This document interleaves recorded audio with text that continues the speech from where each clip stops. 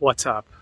So under a tree, a lot of shade, actually getting into the conversation early today. I want to talk to you about another topic, another concept, something that I've accepted for me as truth, but something definitely worth talking about, which is obviously in the title, which is this notion of something that I learned in the field of neuro-linguistic programming as a presupposition, a way of seeing the world, which many of those were adopted from someone before called Virginia Satir.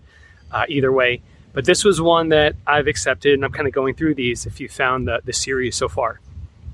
And this one is that behavior and change work, right? We're specifically talking in this context in changing, helping someone. But behavior and change work are to be evaluated based on context and ecology. That's the statement. Behavior and change work are to be evaluated based on context and ecology. Now, specifically learning and talking about this for the individual who's about to change or perceivably change someone else's life. However, this is a broader statement, so I'm bringing it to you. So what does this mean? Or how many things can we talk about this meaning, right? So the idea of behavior and change work. So let's leave change work aside for a second. Let's talk about behavior should be based on context before we get into ecology. So what does that mean? Right. So a great example of this would be, let's look back in COVID in the very beginnings, if you were paying attention to that whole toilet paper raid, right? Behavior is based on context. And what was the context in that situation? Which was these individuals actually believed that toilet paper was going to be the resource, right, that would help them survive. They were going to be out of it and they needed it. So a pure sense of survival kicked in. And as a result, something called a threshold value was released. Like we have our values, what you believe to be true, and that's wonderful and cute, but when the shit hits the fan, you have what's called threshold values, like I would only do this if.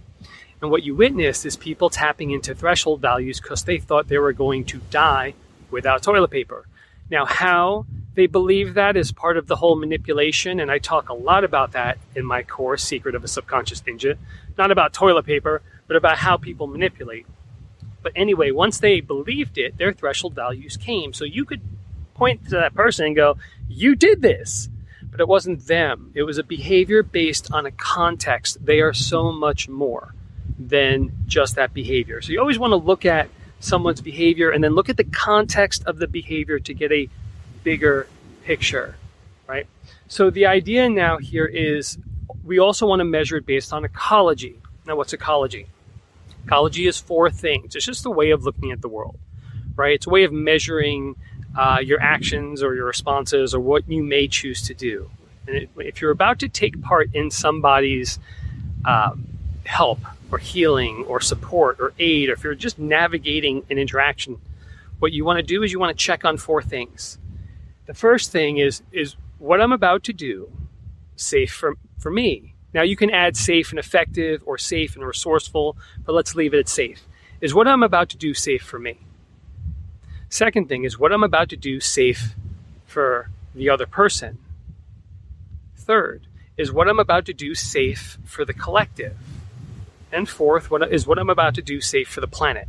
Now, obviously, we have very few people that are looking at the world this way currently, right? We're not really looking at the other as much as everyone seems to be turning in and looking at themselves.